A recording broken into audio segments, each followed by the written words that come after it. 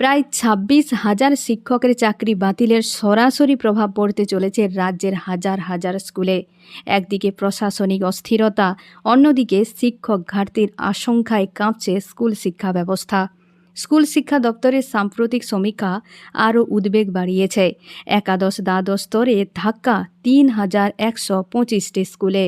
School শিক্ষা দপ্তরের সূত্রে জানা গিয়েছে, একাদশ ও দ্বাদশ শ্রেণী স্তরে শিক্ষক চাকরি বাতিলের জেরে রাজ্যের ৩,১২৫টি স্কুলে প্রভাব পড়তে চলেছে। এই স্কুলগুলির কোথাও একজন, কোথাও বা দুজন শিক্ষক পর্যন্ত চাকরি হারিয়েছেন। এর ফলে উচ্চ মাধ্যমিক স্তরের পাঠদান কার্যত বিপর্যস্ত হওয়ার আশঙ্কা তৈরি হয়েছে। শুধু উচ্চ মাধ্যমিক নয়, নবম ও দশম শ্রেণীর স্তরেও একই অবস্থা। চাকরি বাতিল হওয়া শিক্ষকদের অনুপস্থিতিতে ৫,৪২৬টি স্কুলে শিক্ষার স্বাভাবিক গতি ব্যাহত হওয়ার আশঙ্কা প্রবল। এদের অনেকেই মূল বিষয় যেমন বাংলা, ইংরেজি, গণিত ও ভৌতবিজ্ঞান পড়াতেন। শুধু শিক্ষক নয়, স্কুলের প্রশাসনিক পরিকাঠামোতেও ধাক্কা লাগছে। গ্রুপ সি বিভাগের চাকরি বাতিলের ফলে প্রায় প্রভাব পড়তে চলেছে ২,২১৫টি স্কুলে।